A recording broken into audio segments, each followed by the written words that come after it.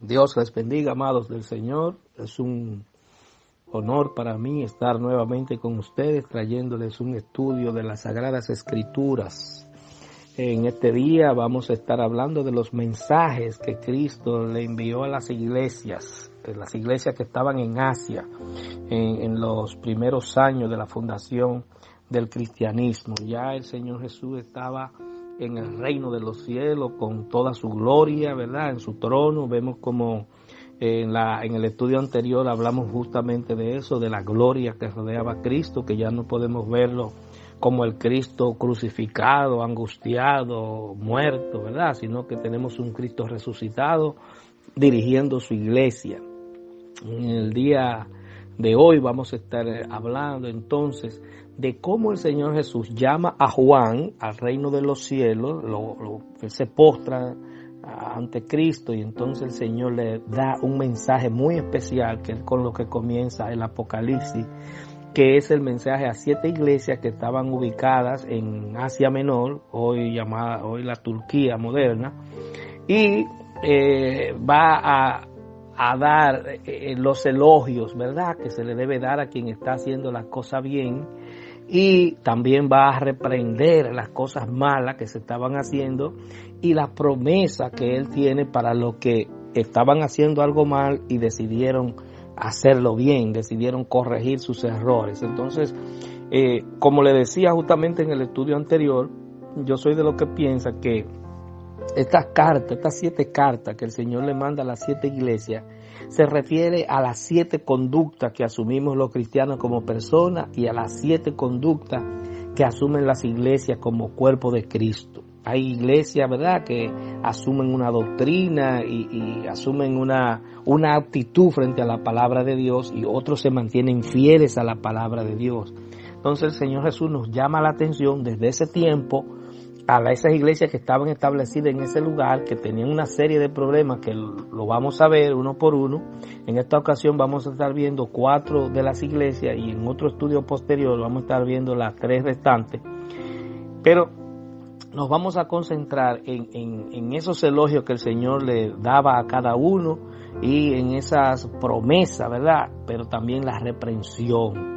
Esas cartas se aplican exactamente a nuestro tiempo, a todas las iglesias de nuestro tiempo y a nosotros, a nuestras vidas, ¿verdad? Cómo nosotros estamos viviendo, cómo iniciamos el cristianismo en nuestras vidas y cómo nos fuimos desarrollando y qué estamos haciendo en la actualidad, qué tenemos que corregir, ¿verdad?, para que el Señor cumpla su promesa en nosotros, porque la garantía de nosotros heredar el reino de los cielos es cuando cumplimos con obedecer la palabra del Señor. Entonces vamos a prestar mucha atención, porque esto se aplica a cada uno de nosotros, a nuestras vidas como cristianos.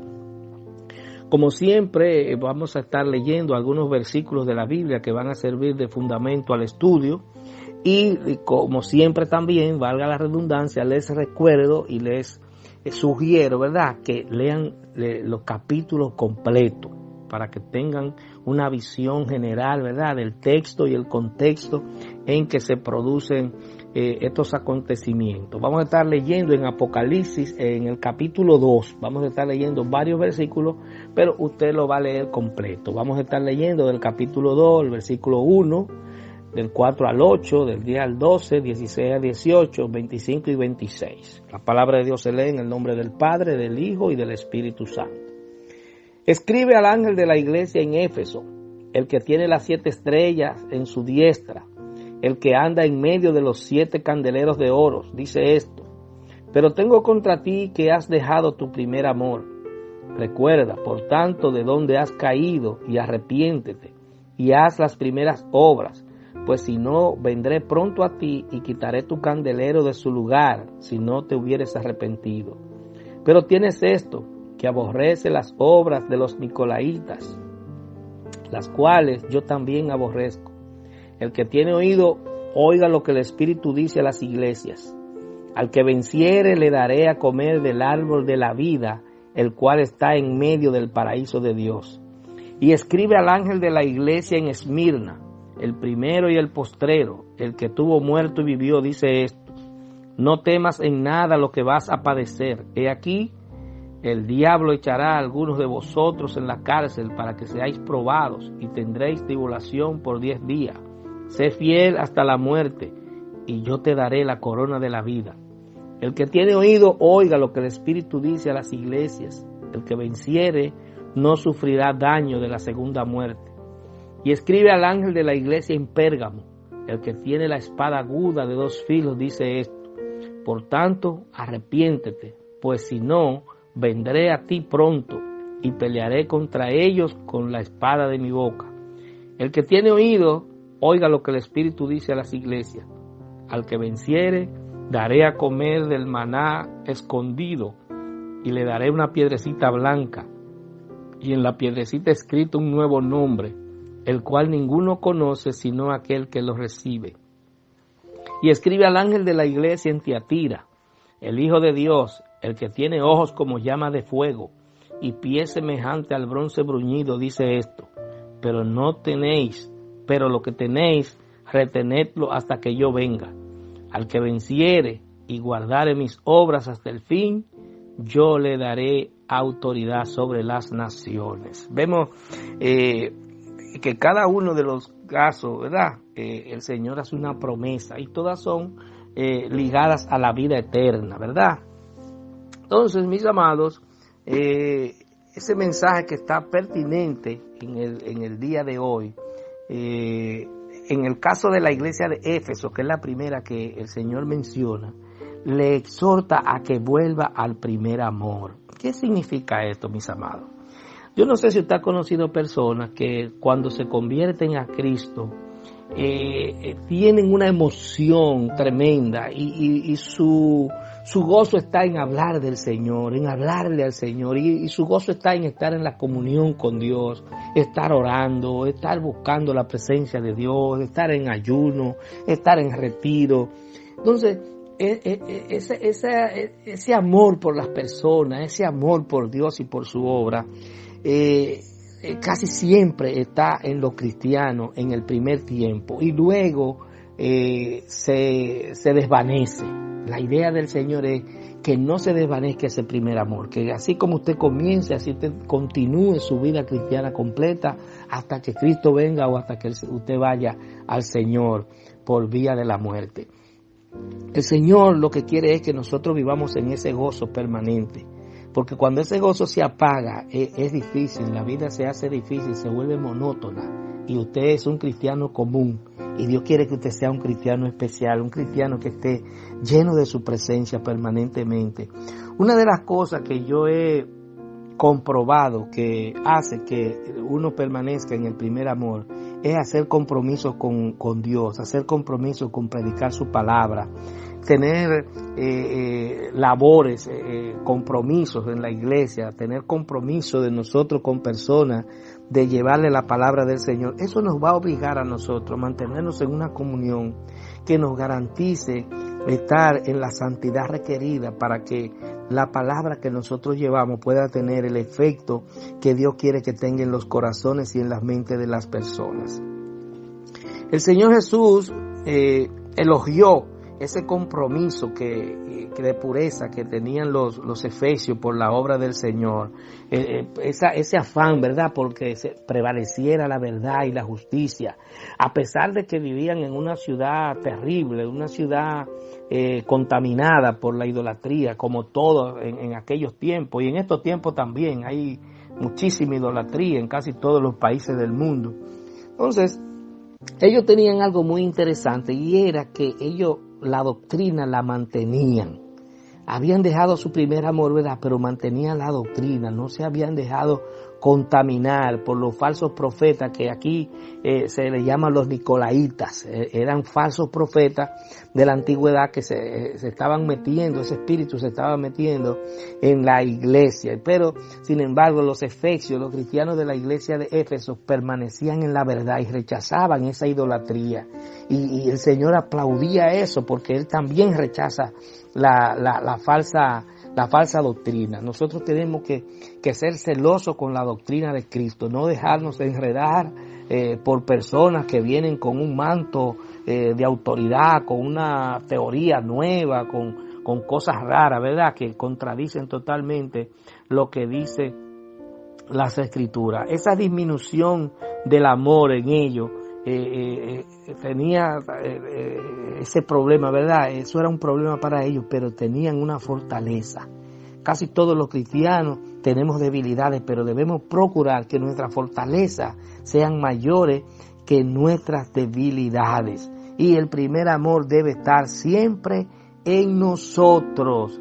En nosotros. Y el Señor Jesús, en esa carta que le dicta a Juan para que se la mande a la iglesia de los Efesios, Él le dice que se recuerde, que se arrepienta, ¿verdad? Porque si no lo hace, entonces el Señor lo juzgaría. Eso es lo que Él le dice, ¿verdad? En este mensaje que Él le manda a esa iglesia. Si tú no te arrepientes, mira, te estoy diciendo tu problema, te estoy explicando cuál es tu debilidad, pero yo quiero que tú te arrepientas, porque si tú no te arrepientes te voy a juzgar. O sea, usted puede estar en la iglesia, ha cometido un pecado, ha cometido una falta, ¿verdad? Y usted está ahí, pero usted tiene la oportunidad de arrepentirse. El Señor siempre nos habla a través de su palabra y nos invita, ¿verdad?, a que nos arrepintamos, a que revelemos nuestros pecados, a que le digamos al Señor, Señor, mira, hice esto, yo te pido que me perdone. ¿Por qué? Porque usted quiere vencer.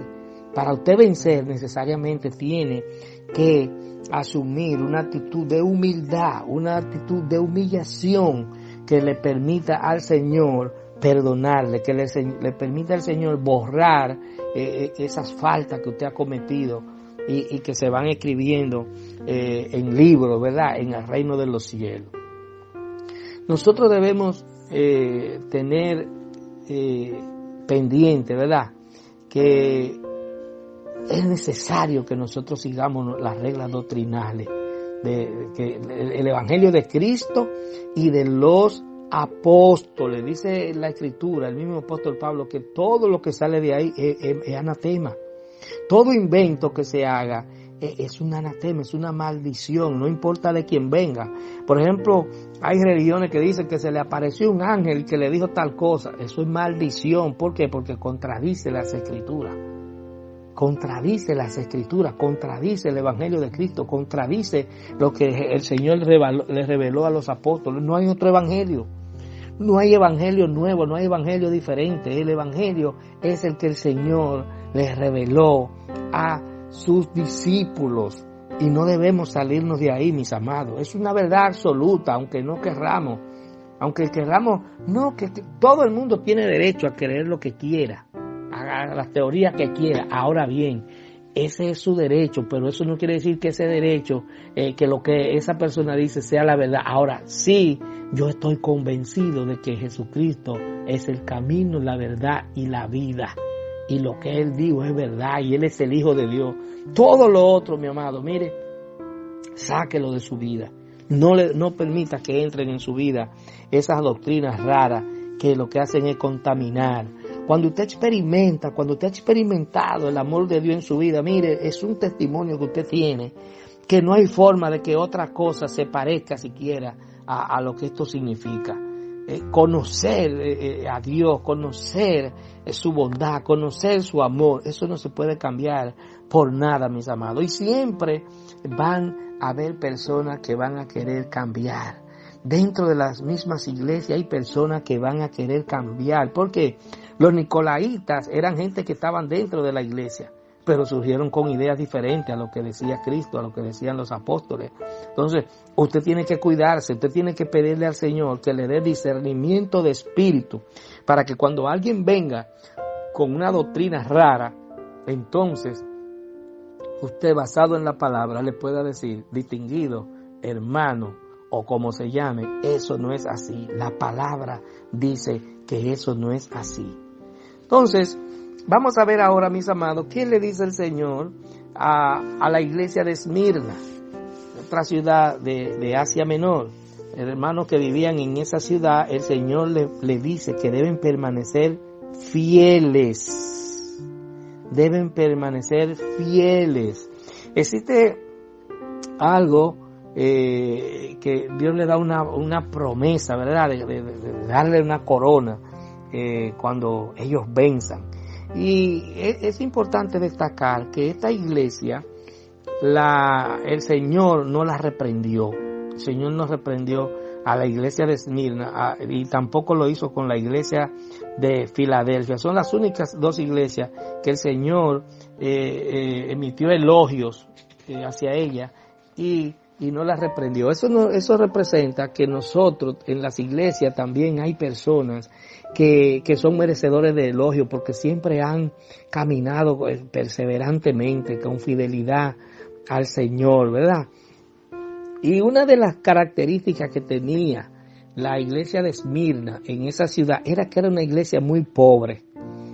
Pero dicen los estudiosos que esa pobreza se debía a que ellos no se contaminaban con la política, no se aliaban al gobierno, no se involucraban con la idolatría. Entonces eso impedía que le dieran. Las iglesias tienen que tener mucho cuidado cuando los gobiernos le dan cosas, porque cuando te dan cosas te van a comprometer a que tú hagas cosas como ellos quieren. Y la política, mis amados, es totalmente diferente a la iglesia.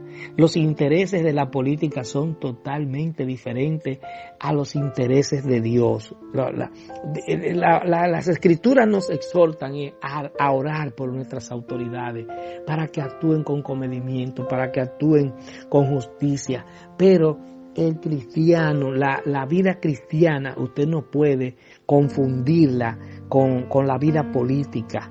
La vida política representa a las autoridades que Dios ha puesto, ¿verdad? Ha permitido que ellos estén y para que hagan las cosas bien hechas, pero por lo general, cuando usted le pasa balance al mundo, no hacen las cosas bien hechas.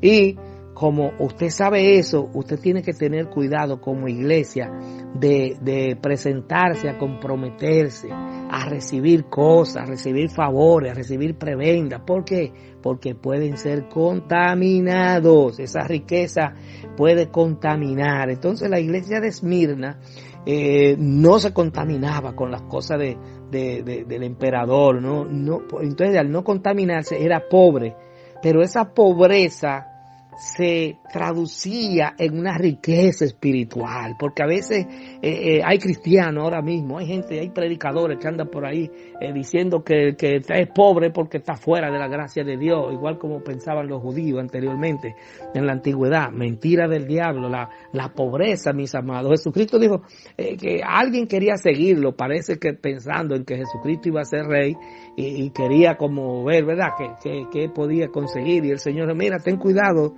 ¿qué es lo que tú buscas detrás de mí? Porque el Hijo del Hombre no tiene siquiera dónde recostar su cabeza. O sea, Jesucristo era una persona que andaba caminando el día a día, andaba caminando, vivía de las ofrendas que le daban las personas. Jesucristo no andaba acumulando riqueza y por eso nos invita a nosotros a ser así. Entonces usted ve estos grandes predicadores que están abogando porque la gente sea rico, que el cristiano tiene que ser rico, que la bendición, que dame la llave de tu carro, que Dios te va a dar una jipeta, que dame Mire, hermano, tenga cuidado con eso. Entonces la iglesia de Esmirna se mantuvo fiel al Señor y no se contaminó con la idolatría. Habían templos para todo el mundo ahí, pero incluso el Señor refirió como que esa ciudad era la sinagoga de Satanás. Increíblemente, eso era lugares terribles, pero la iglesia de Esmirna permaneció fiel. Así nosotros tenemos que permanecer fiel, tanto como personas como iglesia. Ellos enfrentaban persecución por esa causa, pero nada, mis amados, el Señor les prometió que si ellos soportaban esa persecución, recibirían una corona de vida. Tú puedes morir, ¿verdad?, por causa de Cristo, pero tú vas a estar bendecido por Dios con la corona de la vida eterna, la que permanece para siempre. Y entonces también le promete que no serían heridos por la segunda muerte. La segunda muerte es la condenación eterna, mis amados. Entonces, cuando le somos fieles a Dios, Él hace promesas tremendas para nosotros. Cuando nosotros estamos dispuestos a soportar, no importa lo que pase en nuestras vidas, cuando nosotros somos capaces de soportar por Cristo, por el amor a Cristo, entonces nosotros vamos a heredar la vida eterna. Bendito sea el nombre del Señor.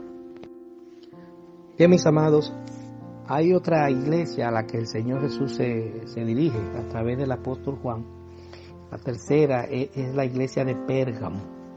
Y a esta iglesia el Señor Jesús, la cual estaba enclavada en una ciudad, ¿verdad?, que estaba adornada por la idolatría, por una cantidad de estatuas de Zeus, de Atenea, de Aclexio, de todos esos dioses de la mitología griega. Y en este ambiente terrible se movía la iglesia cristiana, tratando, ¿verdad?, de llevar el evangelio a los moradores de esta ciudad y de los que transitaban por ella. Es importante destacar que este lugar era un lugar demasiado idólatra. Era un sitio que estaba permeado totalmente por la idolatría. Entonces el Señor Jesús se identifica, ¿verdad?, como el que tiene la espada de dos filos. ¿Qué significa esto, mis amados? La espada de dos filos que sale de la boca del Señor.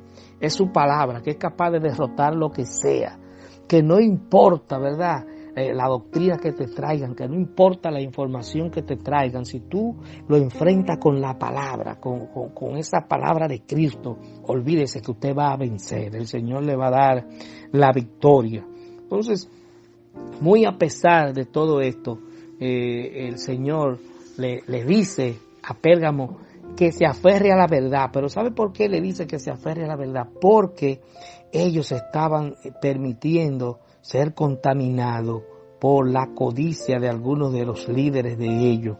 Esta iglesia estaba dejándose de ser fiel a Dios en términos doctrinales, porque parece que por recibir, ¿verdad?, prebenda, diferente a lo que hizo Esmirna, ellos estaban permitiendo que la inmoralidad se metiera en la iglesia, porque una de las características que deja ver la iglesia falsa, la falsedad en las iglesias, es cuando la inmoralidad se mete en ellos. Cuando la inmoralidad, ellos entienden que eso no es nada y empiezan a cometer errores, pecados, ¿verdad?, que están sancionados desde el principio, que Dios ha sancionado desde el principio.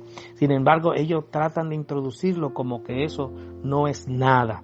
Pues mira, amado hermano, que sí es algo. Hay cosas, inmoralidades, ¿verdad?, que la gente cae en ella y que entiende que eso no es nada, porque esto, aquello no, pero debemos tener cuidado con la inmoralidad, básicamente la inmoralidad sexual. Yo pienso que el mundo actualmente, la iglesia, se está enfrentando un tiempo terrible, porque así como estaba en aquel tiempo manifestándose esa idolatría por estatua, hoy se está manifestando una idolatría por conductas. Hay gente que quiere tener conducta y quiere idolatrarla, quiere que eso sea lo que prevalezca. Entonces, nosotros debemos luchar contra eso, mis amados. Nosotros debemos luchar contra eso. Hay cosas que son contra natura. Por ejemplo, esto de la aprobación del matrimonio homosexual. Yo digo, óyeme, el que tiene una debilidad de lesbianismo o de homosexualidad, ese es su derecho. Ahora bien, ese es su pecado que debe tratarlo Dios con esa persona. Pero el grave problema de esto es tratar por medio de los estados de imponerle a las familias que sus hijos asuman esa conducta. Eso es algo reprochable, eso es algo inadmisible, eso no se puede admitir. Y entonces lo grave de esto es que hay iglesias que están titubeando, que están cavilando en ese tipo de cosas. Pero el Señor dijo que no, que deje el hombre a su padre y a su madre y se una a su mujer y los dos serán una sola carne. Entonces cuando nosotros entramos en esto, ¿verdad?, hay prohibiciones bíblicas que incluso condenaban en aquellos tiempos con la muerte a los hombres que se echaban con hombres y las mujeres que se echaban con varones. O sea, es un desafío a la palabra de Dios, es un enfrentamiento directo con Dios. que están asumiendo los estados, que están aprobando esas leyes. Y yo digo, el que tiene su debilidad, bueno, se quede con su debilidad, si no puede con ella, y si Dios tenga misericordia y le ayude, ¿verdad? Pero el problema, reitero, es tratar de imponerle a las familias que hagan eso. Eso es algo terrible, mis amados, que llora ante la presencia de Dios. Usted ve todos estos juicios que están cayendo en la tierra, no es eso, es que el hombre se ha alejado de Dios y quiere que el que está cerca de Dios también se aleje por la mala. Entonces, mis amados, tenemos que orar a Dios para que Dios nos dé fortaleza y nos ayude, ¿verdad?, a poder vencer todos estos ataques que vienen del mismo infierno. Satanás está desesperado, mis amados. Tenemos que mantenernos en oración permanente. Parece que se han desatado los últimos demonios que van a mandar a la tierra y hay una desesperación, ¿verdad? Entonces nosotros tenemos que tratar de mantenernos firmes en el Señor, para poder obtener la corona de la vida. Esa iglesia de Pérgamo estaba padeciendo, ¿verdad?, el bombardeo sistemático de la idolatría. La misma doctrina de los nicolaitas se estaba metiendo ahí y el Señor la compara con la doctrina de Balaán. Balaán era un profeta de la antigüedad que predicaba por dinero.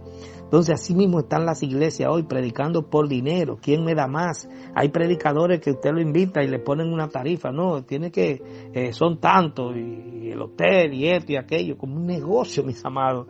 Y las cosas del Señor no son negocio. El que vive en las cosas del Señor para mantenerse tiene que trabajar o vivir por fe. Vivir por fe es de lo que te den, no de lo que tú exijas. Entonces, el Señor le advirtió a esta iglesia de Pérgamo que si no detenían esa actitud, si no se arrepentían de esa actitud de idolatría y de perversidad, inmoralidad, entonces Él le iba a castigar. Si no nos arrepentimos de las cosas malas que hacemos, lamentablemente recibiremos el castigo, seremos juzgados y recibiremos el castigo. Entonces, mis amados, el Señor le dice, mire, si ustedes se arrepienten, ¿verdad?, y hacen las cosas como yo les digo, les voy a dar una piedrecita blanca que va a tener un nombre que solamente ustedes van a conocer. ¿Qué significa esto, mis amados? En la antigüedad, cuando le pasaban juicio a alguien, cuando la persona era condenada, le daban una piedra negra, ya sabía que estaba condenado. Cuando le daban una piedrecita blanca, sabía que estaba descargado. Esto significa que el que se arrepiente de sus pecados, el Señor le va a dar una piedrecita blanca que le va a decir, tú vienes para mi reino. También se usaba la piedrecita blanca para admitir, era como boleta de entrada a los estadios cuando había alguna actividad. Entonces también esto representa que nosotros, si vencemos, si el Señor en su gracia nos ayuda a vencer, entonces nosotros vamos a recibir esa piedrecita blanca para entrar a la celebración de las bodas del Cordero con nuestro Señor y Salvador Jesucristo. Entonces eso le promete el Señor a la iglesia de Pérgamo si se arrepiente de las cosas malas que estaban haciendo. Y esa promesa Él nos la hace a nosotros. Si tú estás en falta, si tú estás cometiendo algún pecado, ¿verdad?, tú has fallado, le has fallado a Dios, arrepiéntete y pídele al Señor que te perdone y Él te va a perdonar. Perdónate tú mismo y dile al Señor que te perdone. Si Él te perdona, tú también puedes perdonarte. Y todo remordimiento se va en el nombre de Jesús. Se va toda duda de tu salvación. Pero arrepiéntete y prométele al Señor ser fiel para que tú tengas acceso a esa piedrecita blanca que va a tener tu nombre grabado, que solo tú y Dios lo van a conocer. Bien, vamos a ver en esta última parte el mensaje que el Señor le envía a la iglesia de Tiatira. Tiatira era otra ciudad, ¿verdad?, de Asia Menor, y Jesús le hace especial énfasis, ¿verdad?, en sus ojos como llama de fuego, lo que indica que Él está mirando todas las cosas que nosotros hacemos, y los pies como bronce bruñido, la firmeza, la fortaleza, ¿verdad? De que Él ya no está colgado de un madero, sino que Él tiene pies firmes y se mueve donde Él quiere y como Él quiere. Entonces, estos son signos externos, ¿verdad?, que el Señor nos da, nos deja ver para que nosotros entendamos su fortaleza, su fuerza, que Él está penetrante con su vista, mirando todas las cosas que hacemos nosotros de manera individual y todas las cosas que hacen las iglesias que se contaminan, cuyos líderes se enredan en negocios raros. Dios los está mirando. Dios está mirando todas las cosas que nosotros hacemos, mis amados. Dios tiene sus ojos puestos en los justos y en los injustos.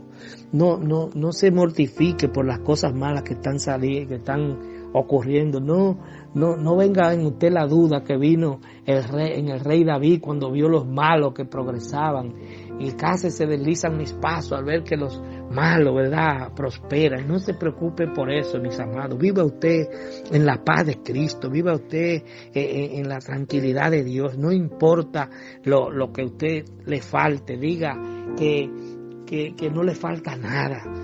Diga que no le falta nada, diga que no tiene quien más tiene, sino quien menos necesita. Si usted tiene poco y usted se conforma con eso, usted necesita menos que el que tiene todos los millones del mundo y siente que necesita algo. Nosotros tenemos a Cristo, que es el que nos llena. Su Espíritu Santo es el que nos llena de su paz y de su amor.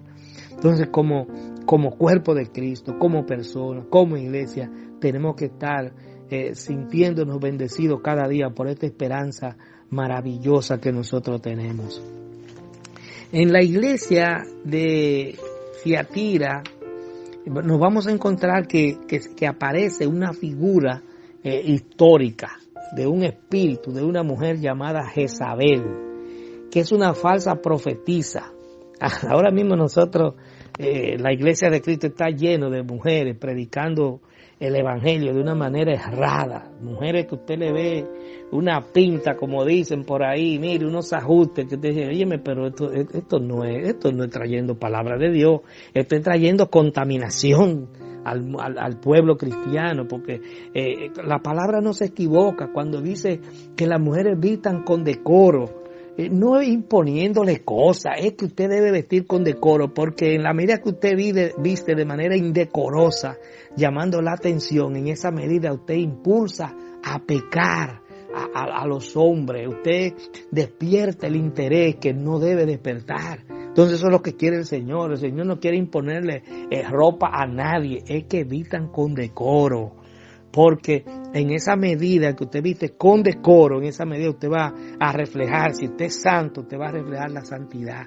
Ahora, por más que bonito que usted hable, por más profundidad que usted aparentemente saque de un exégesis, un mensaje, olvídese que no importa, todo eso es palabrería. Dice la palabra que muchos son llamados y pocos los escogidos. Dice la Escritura que el diablo se disfraza como ángel de luz. Entonces, no se lleve de hermano de palabrería, de cosas. Básese en la Escritura, básese en la palabra, en lo que dice la Escritura. Si alguien viene hablándome bonito, pero no actúa como dice la Escritura, no me va a convencer de nada. La fe tiene que estar acompañada de la obra. La obra tiene que estar acompañada de la fe. Entonces, la palabra, ¿verdad?, habla de la presencia, ¿verdad?, de Jezabel en la iglesia cristiana de aquel tiempo, en la iglesia de Tiatira, que también está metida en la iglesia de hoy. Pero Jesucristo está mirando a esa Jezabel con ojos como llamas de fuego. Con ojos como llama de fuego, mis amados, quemando, mirando todo lo que está pasando. Entonces, la iglesia de Tiatira vivía bajo la opresión del mundo, de ese tiempo, ¿verdad? En el que la influencia de la mundanalidad estaba presente, tratando, ¿verdad?, de opacar lo que era la palabra de Dios. Entonces, nuestro Cristo, nuestro Mesías, mis amados, es el que nos da la fuerza. es el que nos llena de su paz, es el que nos llena de su amor. Él le dice a la iglesia de Tiatira que si vence, entonces ellos van a ver la estrella de la mañana. ¿Quién es la estrella de la mañana? El mismo Jesús en Apocalipsis se identifica como la estrella resplandeciente de la mañana. Ese es nuestro Cristo, que lo vamos a ver si nosotros obedecemos su palabra, y vamos a estar en su gloria, vamos a estar en su regazo, en su reino. La iglesia estaba creciendo, ¿verdad? De muchas maneras, esa iglesia de Tiatira, pero al mismo tiempo estaba sucumbiendo en pecados terribles.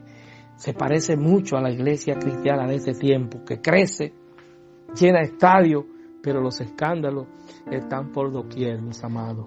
Vamos nosotros como personas, ¿verdad?, a trabajar para que la gloria de Dios se manifieste, para que el amor de Dios esté en nosotros y se refleje en nuestros hermanos, que todos podamos vivir una vida conforme a la voluntad de nuestro Señor y Salvador Jesucristo, obedeciendo su palabra y reconociendo nuestras debilidades, nuestras flaquezas y arrepintiéndonos para poder ser perdonados por el Señor. Con esto termino, vamos a orar. Padre, en el nombre de Jesús, te damos gracias por tu amor y tu misericordia, gracias por este estudio. Yo te pido en esta hora, Señor, que seas tú obrando en cada vida, cada corazón. Padre, que si ha habido alguna palabra que no fue adecuada, cualquier confusión, Señor, tú la evites en la mente y en los corazones de quienes la han escuchado. Glorifícate en los corazones y en las mentes de nuestros hermanos y amigos que escuchan estos estudios. Lo hacemos para tu gloria y para tu honra. En el nombre de Jesús.